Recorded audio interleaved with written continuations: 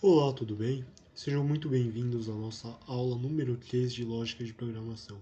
Nós vamos falar a respeito de variáveis e entrada de dados. Pense na memória do computador como um pequeno armário ou uma pequena estante. Essa estante tem como objetivo guardar os programas em execução e os recursos desses programas. Os recursos desses programas, por exemplo, os valores, enfim, os recursos, as estruturas de dados, enfim, esse tipo de coisa. É como se fosse uma estante mesmo, onde você guarda diversos livros, onde você guarda diversos objetos, enfim. Suponhamos também que esses livros eles sejam guardados em uma caixinha especial para eles, da estante. Essas caixinhas, elas seriam meio que as variáveis.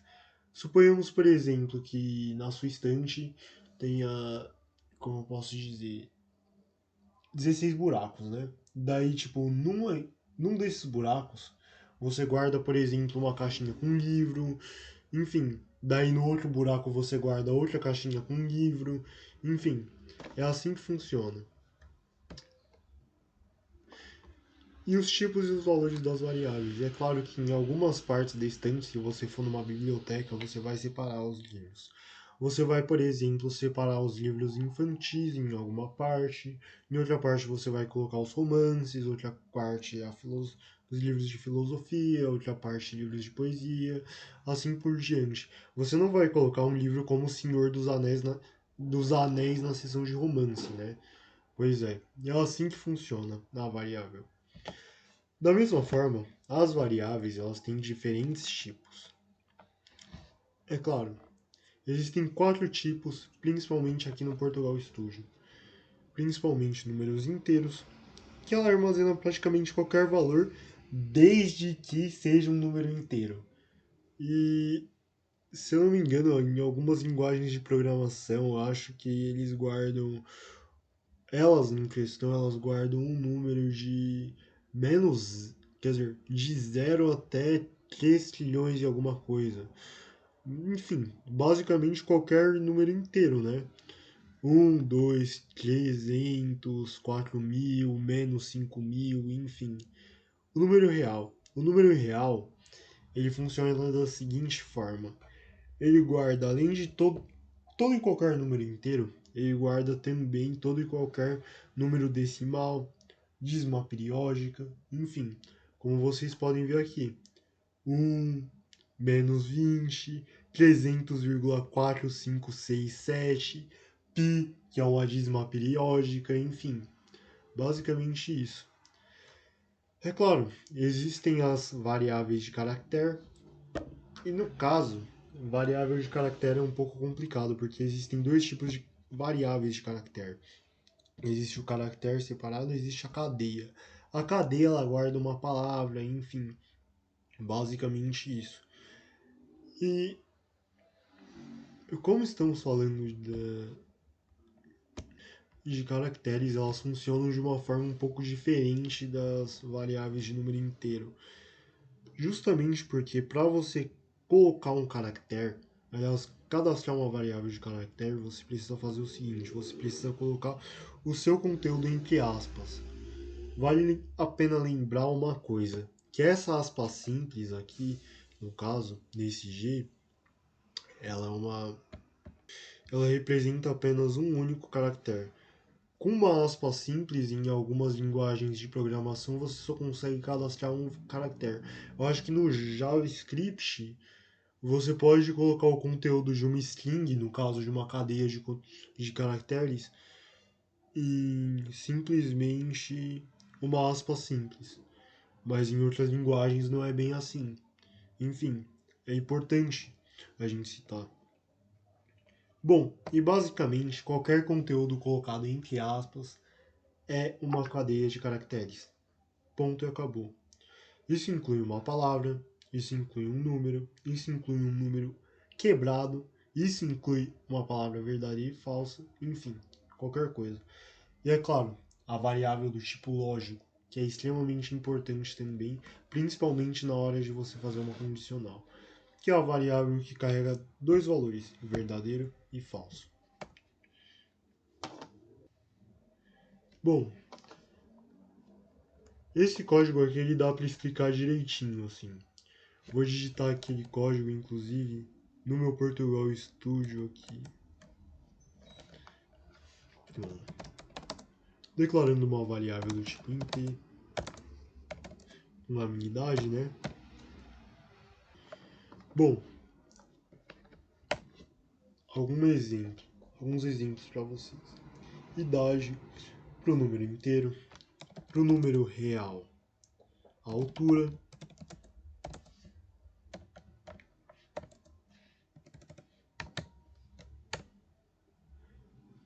para uma cadeia de caracteres, o nome. Vale a pena a gente lembrar também que quando você está cadastrando um número real, é bem importante isso, porque as linguagens de programação elas foram feitas no modo americano, no caso. Basicamente, você precisa colocar o ponto, você não coloca a vírgula. Diferente do português. O meu nome, como ele é entre aspas, estado. E o estado civil também. O estado civil seria uma variável do tipo lógico, no caso.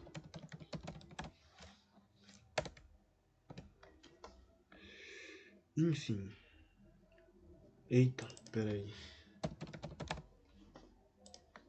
Olha eu fazendo bosta, né? E é claro, né? Vamos utilizar.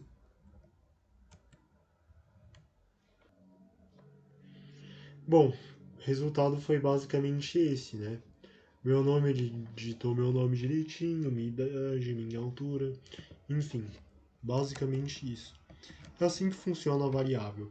Pense sempre na variável como uma forma de você armazenar um valor, principalmente durante o tempo de execução do seu aplicativo. Enfim. E é claro, as regras de nomenclatura, elas também são bastante importantes. Eu gostaria que vocês já aplicassem essas regras de nomenclatura. Respeitem sempre as regras de nomenclatura porque elas são essencial, muito essencial. E é claro, as mais importantes. Primeira de todas, recomenda-se que elas sejam criadas com letra minúscula.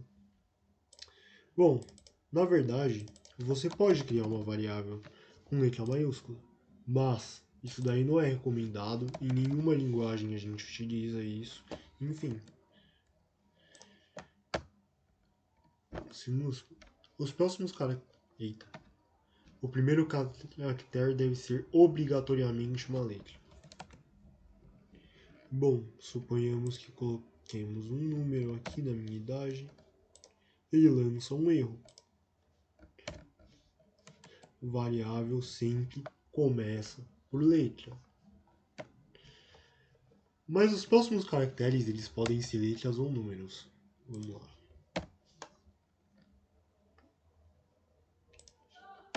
Tô vendo sem problemas aqui. Né? O único símbolo que pode ser utilizado é o hashtag. Quer dizer, o hashtag não. Nossa, pera. O underline.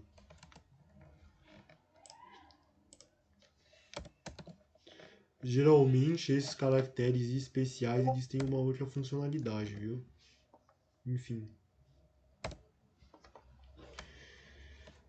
Por isso que a gente pode utilizar o underline, mas a gente não pode utilizar.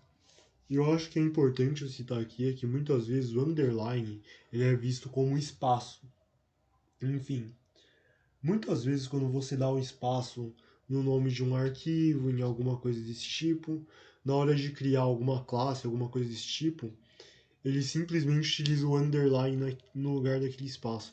Então você pode utilizar o underline para substituir um espaço. Mas geralmente aquilo que a gente faz não é isso. A gente cria a, a primeira palavra com uma letra minúscula, no caso, daí a segunda palavra com uma letra maiúscula. Enfim, acho importante. Daí essa regra que eu basicamente dei meio que esse spoiler aí, que não pode conter espaços em branco. Enfim. E a sexta, que o nome da variável é o identificador da variável. Tá vendo? Por exemplo, em qualquer outro lugar do seu código que você vai chamar essa variável, que você vai invocar essa variável, digamos assim, você vai chamar ela pelo nome dela. Enfim, pensa na variável como uma pessoa. Você não vai chamar a pessoa, por exemplo, um cara chamado Bruno de Leandro, né? Obviamente, você vai chamar ele de Bruno. Da mesma forma, a variável funciona dessa mesma forma, cara. Enfim, é isso. E não pode ser uma palavra com acentos. Eu acho importante citar isso também. E é claro, essa daqui é importante. Não pode ser uma palavra reservada. Escreva, leia, enfim, isso vale para qualquer linguagem de programação. Você não pode, por exemplo, chamar uma variável de escreva. Tá vendo? Porque essa daqui é uma palavra reservada. Você não pode chamar essa variável de verdadeiro. Palavra reservada. O ideal geralmente é você utilizar o underline para esse tipo de coisa. Tá aí um dos usos do underline. Bom, um uso do underline que eu poderia citar aqui também é justamente, por exemplo, quando você cria duas variáveis iguais, de nomes iguais. Vamos supor que você cria uma variável chamada altura e você receba essa variável altura. Como eu disse, os nomes das variáveis são únicos. Isso daqui gera um erro. Mas com o underline você consegue driblar isso, de certa forma. Enfim, é basicamente isso, né? E como eu falei, aqui, essa do Estado Civil, ela é um exemplo muito bom, porque é aquela coisa, a gente não utiliza o underline para dar espaço, a gente utiliza o underline para diferenciar variáveis muitas vezes. A gente utiliza, por exemplo, a primeira palavra, como eu já disse aqui, com letra minúscula. A segunda palavra com letra maiúscula. Enfim, é isso. E é claro, isso daqui que eu fiz praticamente foi a atribuição de variáveis, né? E o conceito de variável final ele é bem simples. Esse é um tipo de variável que, quando recebe um determinado valor, ela não pode receber nenhum outro. Bom, basicamente, ela é definida uma vez só. Vou dar um exemplo aqui para vocês. As variáveis normais elas podem receber outro valor quantas vezes forem necessárias. Vou dar aqui um exemplo para vocês. Inteiro, idade. Suponhamos que eu faça. Não, suponhamos não. Eu faço 22 anos esse ano.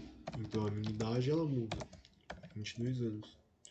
Eu acho bem importante vocês acompanharem isso daqui.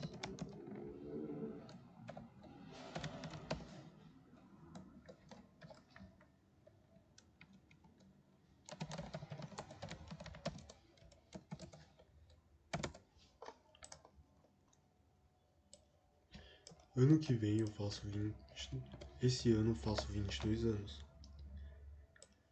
Só que no ano que vem eu faço 23 anos.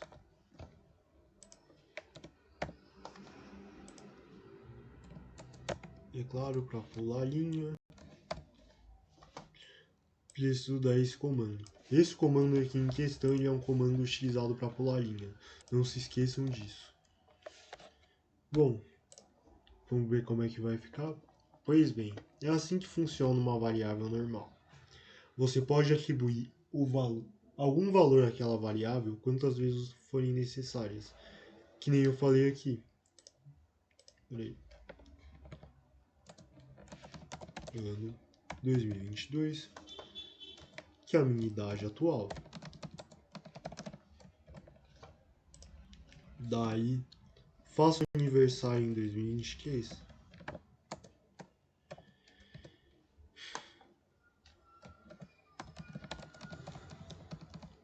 E só pra lembrar, seus cornos, eu faço aniversário em outubro, hein? É pra vocês me darem parabéns, viu? É pra vocês me darem parabéns.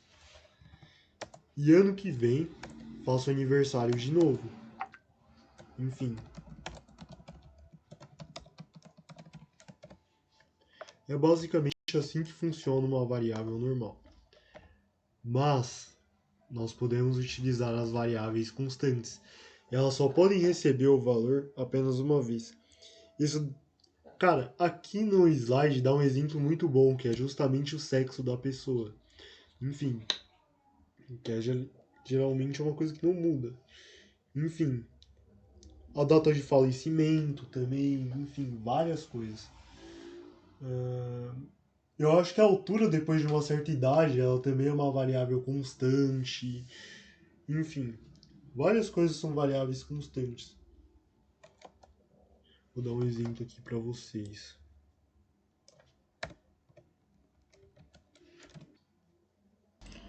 Um outro exemplo de variável constante, pelo menos na nossa vida, né?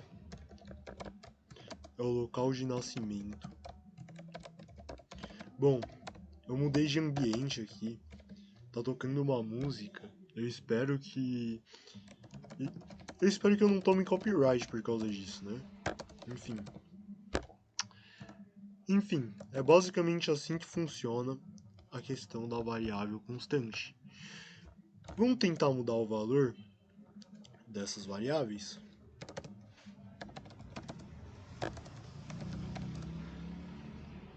Pois bem, essa variável aqui ela já retornou um erro. Homem é uma constante, portanto não pode ter seu valor alterado após a inicialização. Enfim, é assim que funciona. Bom, e o conceito de entrada de dados também, ele é um conceito extremamente importante. O comando para leitura de dados é o seguinte, é o comando leia. Enfim, pense, por exemplo, que o usuário ele precisa que o sistema ele ocorra com alguma interação com o usuário. Pois bem, essa interação, no caso, ela é uma entrada de dados. Basicamente isso. Por que a gente teve que entender variável antes de entender entrada de dados? Porque o valor da entrada de dados vai ser armazenado numa variável. Basicamente isso. Enfim, o comando para isso é o comando leia. Ele recebe por parâmetro o nome da variável na qual o valor será atribuído. Enfim.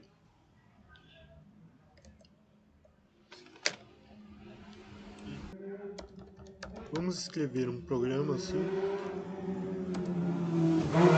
para informar o seu nome. Vamos rodar. Está. Enfim, é basicamente assim que funciona. Daí agora eu tenho que passar alguns exercícios para vocês. Primeiro de todos, criar um programa em que o usuário digite o nome dele e o nome é exibido na tela. Bom, esse daqui foi o que eu acabei de fazer. Mas eu vou fazer o segundo exercício para vocês também, que é criar uma calculadora que soma dois números. Bom, uma coisa que para desencargo assim, porque isso daí é o conteúdo da próxima aula. Pois bem, operadores matemáticos.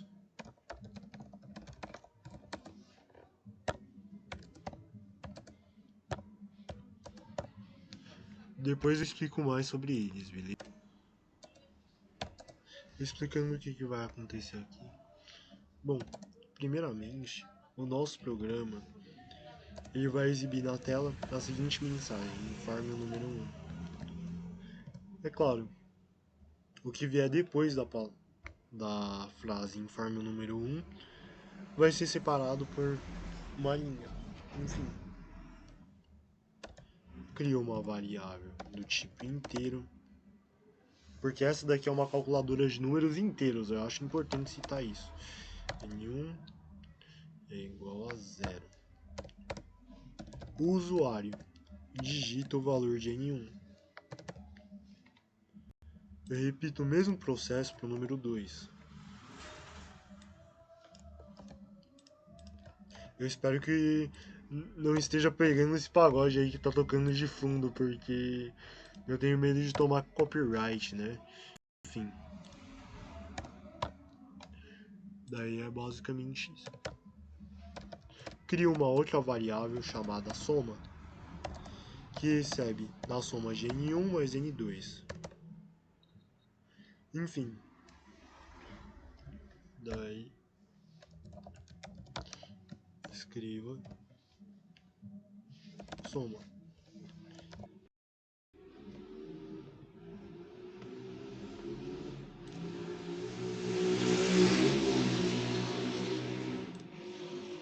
Informe o número 1, 10, 20. Muito bem. É assim que as variáveis funcionam. Eu espero que tenha dado para entender assim. Falando um pouquinho sobre o operador. Bom, e o desafio para vocês agora é vocês fazerem com os outros operadores. Soma, soma, subtração, multiplicação, divisão, enfim. Basicamente isso. Eu tenho uma pergunta para vocês. O que vocês acharam dessa aula? Vocês gostaram? Comentem aqui nos comentários o que vocês acharam. Comentem se deu para entender bem aquilo que eu expliquei. Enfim, basicamente isso. Bom, e se você gostou dessa aula, não se esqueça de deixar o seu like, compartilhe esse vídeo, ative o sininho de notificações, enfim. E é só o começo, galera. Tem muito mais conteúdo por aí. Beleza? Eu não sei se eu gaguejei muito também, enfim. Mas é isso, né? Falou, gente. Tchau.